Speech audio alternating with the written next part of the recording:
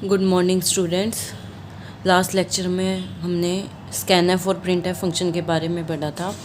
Next topic अब new line character. New line character जिसको हम डिनोट करते हैं /n से, ये मैं आपको पहले भी बता चुकी हूँ। बैकस्लैश कैरेक्टर कांस्टेंट या एस्केप सीक्वेंसेस आपने पढ़े थे, वहाँ पर आपने /n के बारे में, \n के बारे में पढ़ा था, जिसका नाम है न्यू लाइन कैरेक्टर। ठीक है, तो ये हम सबसे ज़्यादा है प्रोग्राम्स में यूज़ करते हैं, इसीलिए उसने अलग से भी इसको एक्सप्लेन कर रखा है। तो देखिए क्या है new line character. New line character is equivalent to typewriter's carriage return which advances the output to the beginning of the next line. Printf function does not print subsequent information in the next line automatically. क्या कह रहा है वो इसमें कि print F function अगर आप use कर रहे हो, ठीक है, उसके अंदर मान लीजिए आपने 2 लाइन्स लिखी। फॉर एग्जाम्पल आपने फर्स्ट प्रिंट एफ में लिखा this example demonstrates. Print F function क्या करेगा, इस लाइन को डिस्प्ले करेगा। फिर नेक्स्ट आपने लिखा the importance of new line character, तो वो क्या करेगा, इसको नेक्स्ट लाइन में नहीं देगा, इन दोनों लाइन्स को एक साथ देगा। जैसे यहाँ आउटपुट में इसने दिखा रखा है दिस एग्जाम्पल डेमोन्स्ट्रेट्स यहाँ तक, और उसके बाद नेक्स्ट लाइन यहीं से ही आ जाएगी the importance of new line character. ठीक है, बीच में वो क्या करता है, उसको नेक्स्ट लाइन में नहीं लेके जाएगा। बेशक आपने भले ही प्रोग्राम के अंदर उसको नेक्स्ट लाइन में अलग से लिख दिया हो, बट आउटपुट में वो एक ही लाइन में उसको शो करेगा, नेक्स्ट लाइन में नहीं दिखाएगा। ठीक है, तो उसको अगर नेक्स्ट लाइन में लेकर आना है तो उसके लिए आप आगे क्या लगाएंगे, \n। कई बार वो उस लाइन के लास्ट में भी लगा देता है और कई बार लाइन के स्टार्टिंग में भी लगा देता है। तो अगर आप उसने यहाँ पर /n लगाया है, now the statement starts from next line, तो ये जो यहाँ पर /n लग गया तो कर्सर नेक्स्ट लाइन पर पहुँच जाएगा। अब ये लाइन नेक्स्ट लाइन में प्रिंट होगी। देखो जैसे यहाँ पर ये नेक्स्ट लाइन में चला गया, now the statement starts from next line. ठीक है, तो \n का क्या काम है न्यू लाइन कैरेक्टर का, कि वो जो है उसको कर्सर को, यानी कि उस लाइन को जब प्रिंट करेगा तो नेक्स्ट लाइन में प्रिंट करेगा। ठीक है, यानी कि उसको नेक्स्ट लाइन की बिगनिंग में पहुंचा देता है आउटपुट को, जो इसने बोला है। ये है न्यू लाइन कैरेक्टर। उसके बाद नेक्स्ट है topic the use of comments. ठीक है, कमेंट्स का यूज़ कैसे करते हैं। पहले तो आप ये देखिए, जैसे इसने लिखा प्रिंट एफ हेलो वर्ल्ड और सेमीकोलन, तो ये तो क्या करेगा, हेलो वर्ल्ड को एज इट इज़ प्रिंट कर देगा। उसके बाद इसने लिखा /* इट प्रिंट्स हेलो वर्ल्ड और फिर */। ये जो सिंबल है ये है कमेंट का, यानी कि इनके अंदर आप जो भी लाइन लिखेंगे वो आउटपुट में नहीं आएगी, वो सिर्फ एज अ कमेंट आपने बताई है कि इस लाइन का काम क्या है, कि ये प्रिंट करेगी हेलो वर्ल्ड को। तो आप ये सिर्फ लिख रहे हो प्रोग्राम की रीडेबिलिटी पढ़ाने के लिए। ठीक है, यानी कि कोई अगर उस प्रोग्राम को पढ़ रहा है उसको समझ में आ जाए कि इस लाइन का पर्पस क्या है, उसके लिए है। बाकी इसका प्रोग्राम से कोई लिंक नहीं है, आउटपुट में ये नहीं आएगा। ठीक है, तो कमेंट आप किस तरीके से डालते हो, कमेंट का सिंबल मैंने आपको बता दिया, /*। ठीक है, फिर /*। आप लोगों को ये स्लैश ध्यान रखना है, जैसे इसमें ये वाला स्लैश यूज़ हो रहा है और इसमें ये / यूज़ हो रहा है। तो जब आप एस्केप सीक्वेंसेस यानी कि / कैरेक्टर कांस्टेंट यूज़ करोगे तो ये वाला स्लैश आप यूज़ करोगे। अगर आप ये /n यूज़ कर दोगे इसके अंदर तो ये तो एज इट इज़ प्रिंट हो जाएगा, ये उसको नेक्स्ट लाइन में नहीं लाएगा। बहुत सारे स्टूडेंट ये मिस्टेक करते हैं, तो आपको इस स्लैश का ध्यान रखना है कि जब आप / कैरेक्टर कांस्टेंट यूज़ करोगे तो ये वाला स्लैश यूज़ करोगे, और कमेंट में आप ये वाला स्लैश यूज़ करते हो। ठीक है, तो जब भी आप कमेंट डालोगे तो इस तरीके से ये, फिर कमेंट टेक्स्ट, फिर *, फिर / ये यूज़ करोगे। ठीक है, तो कमेंट का काम क्या है, the comment are not processed by the compiler and are use to make the program more readable. मैंने बताया उस प्रोग्राम की रीडेबिलिटी को बढ़ाने के लिए यूज़ करते हैं, ताकि वो इजीली समझ में आ सके किसी को भी, किसी भी प्रोग्रामर को। तो जो कमेंट्स हैं वो कंपाइलर के द्वारा प्रोसेस नहीं होती। अगर आपने ये कमेंट में डाल दिया तो कंपाइलर उसको इग्नोर कर देगा, कंपाइलर उसको एग्जीक्यूट नहीं करता, प्रोसेस नहीं करता। ठीक है, तो प्रोग्राम में कमेंट्स अगर आप डाल रहे हो तो वो सिर्फ आप समझने के लिए, प्रोग्राम की अंडरस्टैंडिंग बढ़ाने के लिए, रीडेबिलिटी बढ़ाने के लिए यूज़ कर रहे हो। बस यही कमेंट्स का यूज़ था। ठीक है, उसके बाद इसने कहा है ये इनवैलिड है कि // और फिर // इस तरीके से ये नोटेशन बिल्कुल गलत है, कमेंट की नोटेशन सिर्फ यही रहेगी। तो ये आपको ध्यान रखना है। उसके बाद नेक्स्ट है the slash include stdio.h directive. Program की स्टार्टिंग ही आप इस डायरेक्टिव से यूज़ करोगे। सबसे पहली लाइन प्रोग्राम के अंदर आप यही लिखोगे स्लैश इंक्लूड और फिर stdio.h। ठीक है, ये है क्या, अब इसके बारे में ये बता रहा है कि ये डायरेक्टिव है क्या। तो the slash include directive is a pre processor directive. क्या है ये, वाइवा में मोस्टली ये क्वेश्चन पूछा जाता है कि स्लैश इंक्लूड क्या है। एक प्री प्रोसेसर डायरेक्टिव है जिसका यूज़ हम किसके लिए करते हैं, which is use to include the file stdio.h। जैसे ये इसके अंदर फाइल लिख रखी है, इस फाइल को इंक्लूड करने के लिए प्रोग्राम के अंदर हम इस प्री प्रोसेसर डायरेक्टिव का यूज़ करते हैं। ठीक है, अब ये फाइल क्या है stdio.h, ये एक हेडर फाइल है। इनको हम क्या बोलते हैं, header file which contain functions. ये हेडर फाइल क्या इंक्लूड करती है, इसके अंदर क्या होते हैं, फंक्शंस होते हैं जो परफॉर्म करते हैं input output operations such as printf scanf. जैसे मैंने आपको पीछे बताया, अभी आपने पढ़ा प्रिंट एफ और स्कैन एफ फंक्शंस, ये क्या है, लाइब्रेरी फंक्शंस हैं। ठीक है, यानी कि ये पहले से ही प्रोग्राम के अंदर डिफाइंड है, आप इन प्रोग्राम्स को नहीं लिख रहे हो, ये फंक्शंस आपने नहीं बनाए हैं, ये पहले से ही बने हुए हैं। ठीक है, तो ये कहाँ पर रखे हुए हैं, ये फाइल्स के अंदर रखे हुए हैं। तो जिन फाइल्स के अंदर ये रखे हुए हैं उनको हम बोलते हैं हेडर फाइल। तो हर एक हेडर फाइल पर्टिकुलर फंक्शंस उसने ले रखे हैं। जैसे stdio.h, इसकी फुल फॉर्म क्या है, std से बनता है स्टैंडर्ड, I से इनपुट, O से आउटपुट, .h से हेडर फाइल। तो इसकी फुल फॉर्म अगर आपसे पूछी जाए तो क्या है, स्टैंडर्ड इनपुट आउटपुट। ठीक है, हेडर फाइल ये किन फंक्शंस को इंक्लूड करती है, जैसे कि प्रिंट एफ, स्कैन एफ। ठीक है, तो अगर आप ये फाइल इंक्लूड, ये बहुत ही ज़रूरी स्टेप है इसको लिखना, इस फाइल को इंक्लूड करना। अगर आप ये नहीं लिखोगे तो ये फाइल इंक्लूड नहीं होगी, ये इंक्लूड नहीं होगी तो प्रिंट एफ और स्कैन एफ फंक्शंस ले ही नहीं पाएगा, क्योंकि वो है तो इस फाइल के अंदर, तो इन फंक्शंस को उससे वो लिंक करता है। तो इसीलिए आपको ये हेडर फाइल प्रोग्राम के अंदर इंक्लूड करनी ज़रूरी है। और इसको प्रोग्राम के अंदर इंक्लूड आप किसकी हेल्प से करोगे, hash include preprocessor directive की हेल्प से करोगे। ठीक है, by including the file we can use its functions in our program. इस फाइल को इंक्लूड करने के बाद ही आप इसके फंक्शंस को प्रोग्राम के अंदर यूज़ कर पाओगे। जैसे स्कैनफ और प्रिंट एफ फंक्शंस हैं, ये आप प्रोग्राम के अंदर तभी यूज़ कर पाओगे जब आप इस फाइल को इंक्लूड कर लोगे। ठीक है, तो in general a statement that begins with hash called hash और pound sign is known as preprocessor directive. तो कोई भी स्टेटमेंट अगर आप इस हैश सिंबल के साथ या पाउंड साइन के साथ बिगिन करते हो तो उसको हम क्या बोलते हैं, pre processor directive. The various other header files, सिर्फ एक यही हेडर फाइल नहीं है, और भी बहुत सारी हेडर फाइल्स हैं, जैसे conio.h, math.h। ठीक है, conio.h का यूज़ आप कहाँ पर करते हो, conio.h की फुल फॉर्म क्या है, console input output.h। ठीक है, ये किसके लिए यूज़ करते हैं, अभी आगे मैं आपको बताऊंगी। जैसे clear screen functions, get ch, आगे आप लाइब्रेरी फंक्शंस की पूरी लिस्ट पढ़ोगे तो उसमें फंक्शंस मैं आपको बताऊंगी। तो कुछ फंक्शंस वो हैं जिनको आप यूज़ करते हो, उनको इंक्लूड करने के लिए आप conio.h यूज़ करते हो। ठीक है, तो ये दो हेडर फाइल्स तो मोस्टली हम हर प्रोग्राम में यूज़ कर लेते हैं और ये तो सबसे इम्पोर्टेंट है। फिर math.h, मैथ्स के कई फंक्शंस हैं, जैसे पावर के लिए POW है। ठीक है, और भी बहुत सारे फंक्शंस हैं स्क्वायर रूट के लिए, तो उन फंक्शंस को इंक्लूड करने के लिए हम math.h यूज़ करते हैं। इन सारी जो हेडर फाइल्स हैं इनको मैं आगे डिटेल में बताऊंगी, ये आगे आएंगे आने वाले चैप्टर्स में। तो इनको अगर इंक्लूड करना है तो फिर से हैश इंक्लूड और इसके अंदर हम क्या डालेंगे, conio.h, हैश इंक्लूड math.h, इस तरीके से यूज़ करेंगे। तो ये थी हमारे पास प्री प्रोसेसर डायरेक्टिव। नेक्स्ट है मेन फंक्शन। तो प्रोग्राम की स्टार्टिंग आप किससे करोगे, hash include preprocessor directive से आप प्रोग्राम की स्टार्टिंग करोगे, क्योंकि सबसे पहले आपको ये हेडर फाइल जो फंक्शंस आप यूज़ कर रहे हो उनसे रिलेटेड हेडर फाइल्स आपको इंक्लूड करनी पड़ेंगी। तो पहला स्टेप प्रोग्राम को लिखने के लिए ये होता है। दूसरा मेन फंक्शन इंक्लूड करना बहुत ज़रूरी है प्रोग्राम के अंदर। ठीक है, तो मेन फंक्शन क्या है, the main function is a special function and must be present in every program. हर एक प्रोग्राम के अंदर आपको मेन फंक्शन तो लेना ही लेना है, वो तो प्रेजेंट होना ही चाहिए। Whenever a C program is run, जब भी आप जो भी सी प्रोग्राम आपने लिखा उसको रन करते हो तो it is the first function to be executed. तो प्रोग्राम एग्जीक्यूशन में सबसे पहला फंक्शन जो एग्जीक्यूट होता है वो मेन फंक्शन होता है। फिर ये क्या करता है, बाकी सारे फंक्शंस को कॉल करता है प्रोग्राम के अंदर according to the flow of the program. जैसे जैसे आपने प्रोग्राम लिखा होगा उसके फ्लो के अकॉर्डिंग ये बाकी सारे फंक्शंस को फिर कॉल करेगा। सबसे पहला ये फंक्शन एग्जीक्यूट होता है, ठीक है। फॉर एग्जांपल इसने दिया, जैसे हम ये प्रोग्राम कंसीडर कर रहे हैं वॉइड मेन, ठीक है।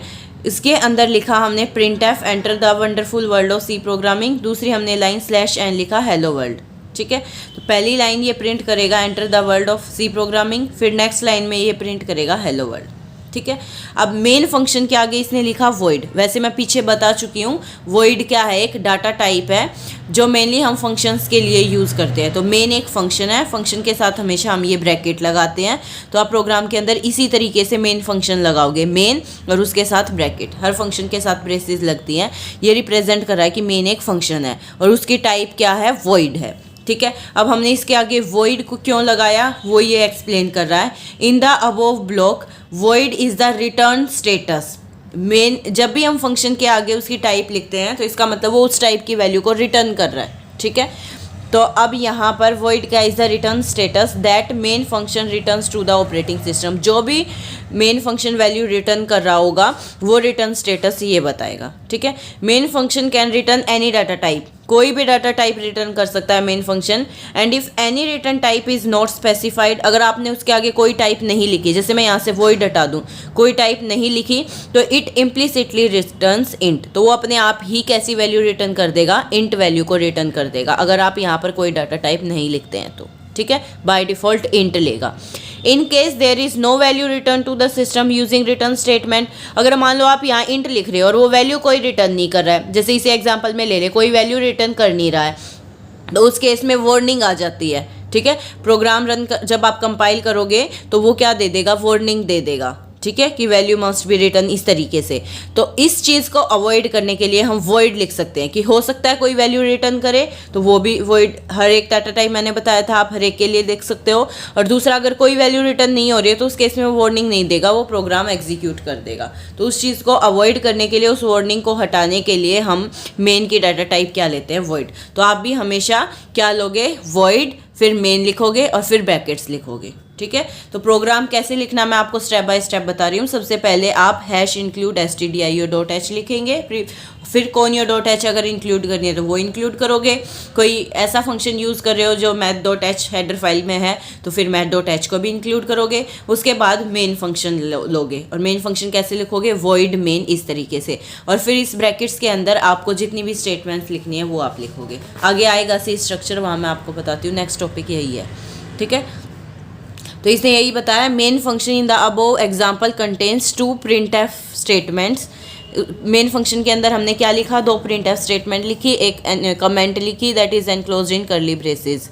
और वो सारी जो स्टेटमेंट्स आपने लिखी हैं वो इन ब्रैकेट्स के अंदर लिखोगे। पहले शुरुआत करोगे तो ये ब्रैकेट और फिर जब फंक्शन को बंद करोगे तो ये ब्रैकेट, ठीक है। During the execution of the program control is passed first to the main function. सबसे पहले मैंने बताया क्या फंक्शन एग्जीक्यूट होगा, मेन फंक्शन एग्जीक्यूट होगा, फिर ये आफ्टर ओपनिंग द ब्रेसेस, ठीक है, फिर उन ब्रैकेट्स के अंदर जाएगा। फिर जो 2 printf फंक्शन है टर्न वाइज, पहले फर्स्ट printf फंक्शन फिर सेकंड printf फंक्शन, वो एग्जीक्यूट होंगी। Every statement in a program is ended with a semicolon. हर एक स्टेटमेंट को आप किससे के बाद आप क्या लगाओगे, सेमीकोलन। तो सेमीकोलन क्या है, एक स्टेटमेंट टर्मिनेटर है, यानी कि स्टेटमेंट खत्म हो रही है जहाँ, तो वो उसको आप सेमीकोलन से ख़त्म करोगे, यानी कि सेमीकोलन रिप्रेजेंट कर रहा है कि स्टेटमेंट टर्मिनेट हो गई है, ठीक है। अब टिपिकल सी प्रोग्राम, उसने अब बता दिया कि सी प्रोग्राम कैसे लिखना है। मैं आपको पहले ही बता चुकी हूँ। टिपिकल सी प्रोग्राम कंटेंट्स, क्या कंटेन करेगा, प्री प्रोसेसर डायरेक्टिव, उसके बाद मेन फंक्शन, उसके बाद ऑप्शनल यूज़र डिफाइंड फंक्शन जो भी आपने प्रोग्राम के अकॉर्डिंग अगर बनाए हैं तो वो, ठीक है। उसके बाद सिम्बॉलिक कॉन्स्टेंट्स, वेरिएबल्स जो भी आप डिक्लेयर कर रहे हो वो सब मेन फंक्शन के अंदर आएगा। Comments are use to make program descriptive and user readable. Comments का मैंने बता दिया, कंपाइलर कोई लेना देना नहीं है, नहीं लगाओगे तब भी कुछ फ़र्क नहीं पड़ता, लेकिन बस कमेंट्स हम डाल देते हैं इसलिए कि प्रोग्राम ज़्यादा डिस्क्रिप्टिव और रीडेबल हो जाए, ठीक है। तो अब ये इसने ओवरव्यू दे दिया कि कोई भी प्रोग्राम लिखना है तो कैसे लिखना है। तो सबसे पहले तो आपको प्री प्रोसेसर डायरेक्टिव्स इंक्लूड करनी है, साथ साथ इसने कमेंट डाल दिया हर एक स्टेटमेंट के साथ। तो #include stdio.h ये फाइल इंक्लूड की। उसके बाद वॉइड मेन जो मैंने आपको बताया, फिर ब्रैकेट्स, उसके अंदर जितनी भी स्टेटमेंट्स आपको डालनी है वो, और बाद में ये मेन फंक्शन को आप बंद कर दोगे। ये आपका पैटर्न है सी प्रोग्राम का, ठीक है, एक एग्जाम्पल से भी बता रखा है इसने, जैसे हैश इंक्लूड stdio.h, फिर हैश इंक्लूड conio.h भी डाला। stdio.h तो हम लिखते ही लिखते हैं क्योंकि प्रिंट एफ स्कैनफ ये फंक्शन तो आप यूज़ करते ही हो। अब जैसे प्रिंट एफ फंक्शन अगर आप यूज़ कर रहे हो तो उसके लिए आपको ये हेडर फाइल इंक्लूड करनी पड़ेगी stdio.h। conio.h किसके लिए की उसने, getch के लिए की। getch फंक्शन क्या होता है, getch फंक्शन क्या करता है, ये फंक्शन की कॉलिंग हो रही है, ये आगे फंक्शंस का चैप्टर पढ़ोगे वहाँ पर आप ये डिटेल में पढ़ोगे। जब आप फंक्शन को कॉल करते हो तो उसके बाद आप सेमीकोलन लगाते हो, और ये मेन फंक्शन की डिफाइनिंग हो रही है। मेन फंक्शन को कॉल करने की ज़रूरत नहीं होती क्योंकि सबसे पहला फंक्शन यही एग्जीक्यूट होगा, तो इसके बाद सेमीकोलन नहीं आता। कई स्टूडेंट क्या मिस्टेक करते हैं कि मेन फंक्शन के बाद भी सेमीकोलन लगा देते हैं, नहीं, ये फंक्शन को डिफाइन कर रहे हैं, ये ब्रैकेट्स दिख रही है ना आपको, तो इसका मतलब ये फंक्शन यहीं पर डिफाइन हो रहा है, तो यहाँ पर सेमीकोलन नहीं आएगा। अच्छा, getch फंक्शन का यूज़ क्या है, आगे आएगा तब डिटेल में मैं बताऊंगी, अभी मैं बता देती हूँ ज़रा सा इसके बारे में कि getch फंक्शन क्या होता है। स्क्रीन को फ्रीज कर देता है, ठीक है, वहीं पर स्क्रीन को रोक देगा, उससे आपका आउटपुट स्क्रीन के ऊपर दिखाई देगा। अगर आप getch नहीं लगाते हो तो प्रोग्राम रन तो होगा लेकिन वो स्क्रीन फ्रीज नहीं होगी, तो आपको दिखेगा ही नहीं कि क्या आउटपुट आया, तो आप लोगों को लगता है कि प्रोग्राम रन ही नहीं हुआ। रन तो वो होता है बट दिखता नहीं है, तो getch क्या कर देता है, वहाँ पर स्क्रीन को फ्रीज कर देता ताकि आपको वो आउटपुट स्क्रीन के ऊपर दिख सके। तो इस getch फंक्शन को इंक्लूड करने के लिए जो हेडर फाइल होगी वो होगी conio.h, तो इसीलिए हमने ये प्री प्रोसेसर डायरेक्टिव लिखी हैश इंक्लूड conio.h, ठीक है। वॉइड मेन लिखा, ब्रैकेट्स के अंदर दो स्टेटमेंट हमने लिखी, हेलो वर्ल्ड और /n welcome to C programming, फिर getch लिखा, फिर ये, तो हर एक ये बिल्कुल बेसिक प्रोग्राम है। ये चीज़ें तो आपको हर प्रोग्राम के अंदर लिखनी है, बस ये अंदर की स्टेटमेंट चेंज होती रहेंगी। बाकी ये दोनों फाइल भी आप हर एक प्रोग्राम में इंक्लूड करोगे, वॉइड मेन भी, और लास्ट में getch भी लिखोगे। इसके अंदर की स्टेटमेंट प्रोग्राम जो भी आप प्रॉब्लम ले रहे होगे, जिसके लिए आप प्रोग्राम लिख रहे होगे, वो चेंज होती रहेंगी उसके अकॉर्डिंग, ठीक है। अब ये प्रोग्राम अगर आप रन करोगे तो इसका आउटपुट क्या आएगा, पहली लाइन में आएगा हेलो वर्ल्ड, /n आ गया तो नेक्स्ट लाइन में आएगा वेलकम टू सी प्रोग्रामिंग। देखिए इसने आउटपुट दे भी रखा, फर्स्ट लाइन आ गया हेलो वर्ल्ड, नेक्स्ट लाइन में क्या आ गया, वेलकम टू सी प्रोग्रामिंग, ठीक है। उसके बाद नेक्स्ट टॉपिक है execution of a C program. C program को एग्जीक्यूट करने के क्या स्टेप्स हैं, ठीक है। तो ये आपके पास देखिए, प्रोग्राम जब आप एग्जीक्यूट करोगे तो सीरीज ऑफ स्टेप्स है, 3 स्टेप्स है मेनली। पहला है क्रिएटिंग द प्रोग्राम, प्रोग्राम को क्रिएट करोगे यानी कि आप प्रोग्राम को लिखोगे, ठीक है। दूसरा है compiling and linking the program, एक बार जब आपने सोर्स प्रोग्राम लिख लिया है तो उसके बाद आप उसको कंपाइल करोगे और लिंकिंग होगी, ठीक है। लिंकिंग जो हेडर फाइल्स हैं, जिन प्रोग्राम्स उसके अंदर लिखे हुए हैं उनके साथ लिंक होना, हेडर फाइल्स भी तो इंक्लूड करनी है ना उसको, तो वो सब लिंकिंग की प्रोसेस होगी। अभी मैं डिटेल में बताती हूँ सारी बातें। और फिर एग्जीक्यूशन ऑफ द प्रोग्राम, फिर प्रोग्राम को आप एग्जीक्यूट करोगे, ठीक है। ये 3 स्टेप होंगे, अब इनको हम डिटेल में पढ़ते हैं। देखिए, once we have loaded the editor window, सबसे पहले तो आप टर्बो C++ खोलोगे, ठीक है, उस विंडो को लोड करोगे। उसके बाद program is ready to receive the program, वो खुलने के बाद प्रोग्राम रेडी हो जाएगा प्रोग्राम को रिसीव करने के लिए जो भी आप लिख रहे हो। तो जो सोर्स कोड है, या जो सोर्स कोड बोलो या प्रोग्राम बोलो, वो आप एंटर करोगे फाइल के अंदर। जैसे ये आपने अभी तो कॉपी के अंदर लिख रखा है, यही प्रोग्राम मान लीजिए करना हमें रन, तो ये तो अभी तो आपने नोटबुक में लिख रखा है, तो उसको अब आप वहाँ पर लिखोगे सोर्स कोड को, ठीक है। फाइल के अंदर एंटर कर दिया, वो लिखने के बाद आप उसको सेव करोगे। तो जो सेव करोगे तो फाइल का नाम आप क्या लिख सकते हो, उसमें लेटर्स भी लिख सकते हो, डिजिट्स भी लिख सकते हो, स्पेशल कैरेक्टर्स भी लिख सकते हो। और उसको आप किस एक्सटेंशन से फॉलो करोगे, .c, यानी कि फाइल का नाम लिखने के बाद में आपको .c ज़रूर लगाना है, ठीक है। ये उसकी एक्सटेंशन है सी की। उसके बाद इस तरीके से इसने वैलिड नेम दे रखे हैं, जैसे हेलो नाम लिखा फाइल का, बाद में .c, वेलकम .c या रेवन.c, कोई भी आप नाम लिख सकते हो, ठीक है। फाइल को आपने सेव कर दिया। उसके बाद when the editing is over, उसमें अगर आपको कोई भी चेंजेस करना तो वो कर सकते हो। उसके बाद फाइल जो है डिस्क पर सेव हो जाएगी। फिर file can now be referred any time later by its file name. अब आप क्या कर सकते हो, अगर आपको प्रोग्राम आज आपने लिख लिया, अगर आपको कल या परसों कभी भी वो फाइल चाहिए तो आप जो फाइल नेम आपने दिया था वो उस फाइल नेम से उसको ओपन करोगे तो दोबारा से वही प्रोग्राम खुल जाएगा स्क्रीन के ऊपर, ठीक है। तो ये सेव करना प्रोग्राम बहुत ज़रूरी है। उसके बाद क्योंकि आप अगर फ्यूचर में कभी भी उस फाइल को रेफ़र करना चाहो तो इस नेम से आप कर सकते हो। Once the program has been created, एक बार अगर आपने प्रोग्राम क्रिएट कर दिया तो सेकंड स्टेप आता है कंपाइलेशन का, तो आप इट इज़ देन कंपाइल्ड, उसको आप कंपाइल करोगे कंपाइलर की हेल्प से, ठीक है। कंपाइलेशन के दौरान क्या होगा, जो सोर्स प्रोग्राम है वो ट्रांसलेट हो जाएगा into a form suitable for execution by the computer। पहले फर्स्ट लेक्चर में भी मैंने आपको बताया था कि मशीन लैंग्वेज, कंप्यूटर को सिर्फ मशीन लैंग्वेज समझ में आती है। अब आपके पास तो ये जो लैंग्वेज है, assembly language, high level language, ये इनमें आप प्रोग्राम लिखोगे, ठीक है। वो कंप्यूटर को तो समझ में आएगी नहीं, तो कंप्यूटर को समझ में कौन सी लैंग्वेज आएगी? Machine language. तो क्या होता है, सोर्स प्रोग्राम ट्रांसलेट होता है एक सूटेबल फॉर्म में जो कंप्यूटर को समझ में आए, for the execution by the computer, ताकि कंप्यूटर एग्जीक्यूट कर सके। क्योंकि आपने तो प्रोग्राम लिख दिया, अब उसकी प्रोसेसिंग तो कंप्यूटर को करनी है ना, तो वो जिस लैंग्वेज में समझ सकेगा, पहले आपको अपने प्रोग्राम को, अपनी फाइल को उसमें कन्वर्ट करना पड़ेगा।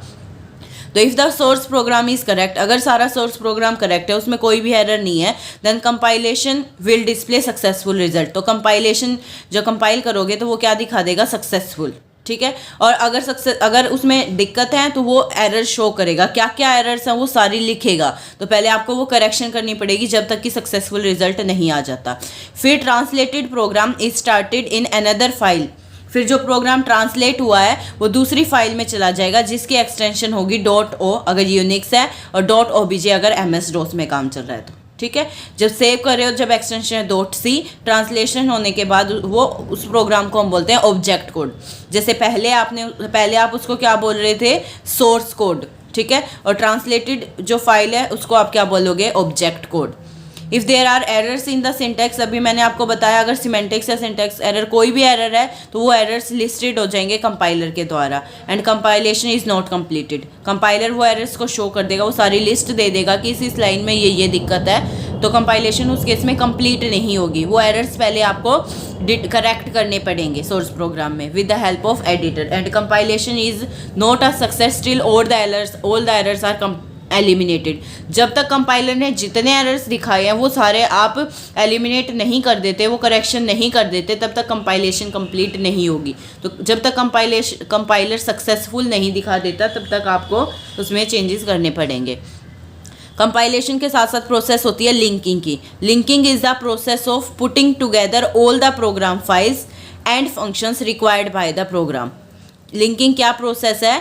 सारी फाइल्स को लिंक करती है, इकट्ठा करती है, जितनी भी प्रोग्राम फाइल्स हैं, जितने भी फंक्शंस हैं required by the program. For example जैसे देखो, हेडर फाइल stdio.h है, वो लिंक्ड होगी मेन प्रोग्राम के साथ। आपने इस फाइल को इंक्लूड किया है तो वो मेन प्रोग्राम के साथ लिंक होगी, ताकि आपने जो printf scanf फंक्शंस यूज़ किए हैं उनका वो रन तभी होंगे, वो रिजल्ट तभी शो करेंगे जब ये फाइल इंक्लूड करोगे। तो वो मेन प्रोग्राम के साथ क्या होती है? लिंक होती है। ये हेडर फाइल मेन प्रोग्राम के साथ लिंक होगी। The compiled and linked program is called, जो कंपाइल्ड होने के बाद और लिंक्ड प्रोग्राम होगा उसको हम क्या बोलते हैं? एग्जीक्यूटेबल ऑब्जेक्ट कोड, ठीक है। उसको क्या बोलते हैं कि अब वो एग्जीक्यूट होने के लिए तैयार है। पहले आपने जब लिखा वो है सोर्स कोड, जब कंपाइल हुआ वो है ऑब्जेक्ट कोड, और कंपाइलेशन और लिंकिंग के बाद जो है वो है executable object code. And is stored automatically in another file, अपने आप ही वो दूसरी फाइल में स्टोर हो जाता है ऑटोमेटिकली। वो ये सारा काम आपको नहीं दिखेगा, वो कंप्यूटर के अंदर ऑटोमेटिकली होता रहेगा, तो वो दूसरी फाइल में कन्वर्ट हो जाएगा। ये फाइल आप देख सकते हो, आपको दोनों फाइल्स मिलेंगी ये, जिसकी एक्सटेंशन होगी .out और या फिर .exe, ठीक है। अब तक आपने तीन फाइल्स बना चुके हो आप, और ये तीनों फाइल सिस्टम में आपको दिखती भी हैं। पहली क्या बनाई? सोर्स कोड जो .c से होगी, फिर बनेगी ऑब्जेक्ट कोड, ठीक है, जो .o से होगी यूनिक्स में, और MS-DOS में होगी .obj से। फिर होगी लिंक्ड फाइल जिसको हम बोलते हैं एग्जीक्यूटेबल ऑब्जेक्ट कोड, जो किस नाम से होगी? यूनिक्स में .out से और MS-DOS में .exe से, ठीक है। 3 स्टेप आप पढ़ चुके हो। अब लास्ट स्टेप है एग्जीक्यूशन का। तो execution is a trivial task now, simply आपको रन करना है उस फाइल को, ठीक है। आप उस कंप्यूटर के अंदर तो सीधा रन पे क्लिक करोगे और प्रोग्राम को रन कर दोगे, लेकिन वो रन कौन सी फाइल हो रही है? वो .exe और .out, जो आपके पास एग्जीक्यूटेबल ऑब्जेक्ट कोड वाली फाइल है वो रन हो रही है। This loads a object code into the memory. ये क्या करेगा? जब आप रन कर रहे हो तो कंप्यूटर के अंदर क्या हो रहा है? जो ऑब्जेक्ट कोड वाली फाइल है मेमोरी से वो एग्जीक्यूट हो रही है, ठीक है, यानी कि प्रोग्राम एग्जीक्यूट हो रहा है। Depending out the logic of the program में रिक्वेस्ट द यूज़र, जो भी आपने प्रोग्राम लिखा होगा उसके लॉजिक्स के अकॉर्डिंग वो आपसे मांगेगा। अगर आपने स्कैनफ फंक्शन यूज़ कर रखा है तो डाटा आपको इनपुट करना पड़ेगा, तो वो आपसे मांगेगा, फिर आप कीबोर्ड से वो डाटा इनपुट करोगे अपने प्रोग्राम के अंदर। जैसे सम ऑफ 2 नंबर्स है तो 2 नंबर आप उसके अंदर फीड करोगे। If the program does not provide the desired result, अगर प्रोग्राम प्रोवाइड डिज़ायर्ड रिजल्ट आपका नहीं आया, जो आप चाह रहे थे वो नहीं आया, तो इसका मतलब आपने लॉजिक्स जो फॉर्मूले हैं वो इनकरेक्ट किए, यानी कि ठीक यूज़ नहीं किए हैं। तो फिर से आप दोबारा से उनको रेक्टिफाई करोगे प्रोग्राम कोड के अंदर, ठीक है, यानी कि वापस सोर्स प्रोग्राम पर आओगे, उन सबको रेक्टिफाई करोगे, ठीक करोगे, और फिर से यही सारी प्रोसेस आप रिपीट करोगे, यानी फिर से आप कंपाइलिंग, लिंकिंग, एग्जीक्यूशन करोगे, और फिर जब तक आपका डिज़ायर्ड आउटपुट नहीं आ जाता आप ये प्रोसेस रिपीट करते रहोगे। तो इसने एक फ्लो चार्ट बना दिया इन सारे स्टेप्स का। तो फ्लो चार्ट में सबसे पहले आप क्या लिखते थे, स्टार्ट, उसके बाद आप क्रिएट द सोर्स प्रोग्राम को क्रिएट करोगे, फिर उसको स्टोर करोगे किस फाइल के साथ, .c एक्सटेंशन के साथ, ठीक है, ये सारा मैं समझा चुकी हूँ। फिर प्रोग्राम को आप क्या कर रहे हो, कंपाइल कर रहे हो, उसके बाद आप चेक कर रहे हो कि यहाँ पर कोई सिंटैक्स एरर्स तो नहीं है, ठीक है, अगर कोई सिंटैक्स एरर है तो उनको आप रेक्टिफाई करोगे, नहीं है तो प्रोग्राम लिंक हो जाएगा, ठीक है। लिंकिंग एरर भी कई बार आ जाता है, अगर वो है तो फिर से रेक्टिफाई करोगे, नहीं तो फिर यही इसने लिख दिया, are there any linking error, अगर है तो रेक्टिफाई करोगे वापस, और नहीं तो फिर एग्जीक्यूट हो जाएगा प्रोग्राम। फिर उसके बाद कोई रन टाइम एरर है और लॉजिक एरर है। कई बार बच्चे कहते हैं मैम रिजल्ट नहीं आया हमारा ठीक, और हमारा कोई कंपाइलर ने एरर शो भी नहीं किया था। तो कुछ एरर होते हैं जो रन टाइम एरर्स होते हैं, जो लॉजिकल एरर होते हैं वो कंपाइलर नहीं पकड़ेगा। जैसे कि कोई फॉर्मूला मिस्टेक आपने कर दिया तो वो आपको खुद ही करेक्ट करने पड़ेंगे, और वो रन टाइम पर ही पता चलेंगे आपको जब आपका डिज़ायर्ड आउटपुट नहीं आएगा। तो अगर ऐसे कोई रन टाइम एरर्स हैं तो उनको आप फिर से रेक्टिफाई करोगे, फिर से यही सारा प्रोसेस चलेगा, और नहीं है तो डिस्प्ले हो जाएगा रिजल्ट, जो भी आपको डिज़ायर्ड रिजल्ट चाहिए, और फिर प्रोसेस क्या हो जाएगी, स्टॉप हो जाएगी। तो ये आपके पास क्या था, एग्जीक्यूशन ऑफ ए प्रोग्राम का सारा फ्लो चार्ट था, ठीक है। ये आप ज़रूर बना के आए, अगर एग्जाम में क्वेश्चन आता है इससे स्टेप बाय स्टेप आपको खुद भी ध्यान रहेगा कि क्या क्या स्टेप्स थे, ठीक है।